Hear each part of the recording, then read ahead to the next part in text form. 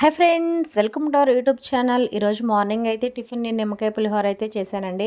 నేనైతే ఎలా చేశానైతే అన్నీ అయితే రెడీగా పెట్టుకున్నానండి. పచ్చికరివేపాకు, నిమ్మకాయలు, అదేవిధంగా రైస్ కూడా ఉడికించాను. తాలింపు కూడా రెడీ చేసి పెట్టుకున్నాను. ఈ విధంగా అయితే మనం హడావుడి లేకుండా అన్నీ చక్కగా కలుపుకోవచ్చు.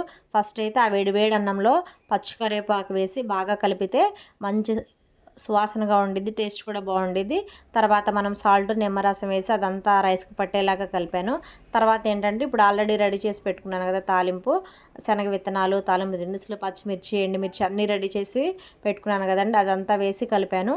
మొత్తం ఆ రైస్కి పట్టేలాగా ఆ తాలింపు బాగా కలిపానండి. చాలా సింపుల్గా అయిపోయిందండి. మనం అన్నీ రెడీగా పెట్టుకుంటే వెంటనే మనం పులిహోర అయితే రెడీ చేయొచ్చు. నిమ్మకాయ పులిహోర అయితే మా పిల్లలకు బాగా ఇష్టం అండి, మామూలుగా అయితే బాగా ఇష్టము. టేస్ట్ కూడా చాలా బాగుందండి. అంతే ఫ్రెండ్స్, ఈ వీడియో కనుక మీకు నచ్చినట్లయితే తప్పకుండా లైక్ చేయండి, షేర్ చేయండి. తప్పకుండా మా ఛానల్ని అయితే సబ్స్క్రైబ్ చేసుకోండి. Thank you for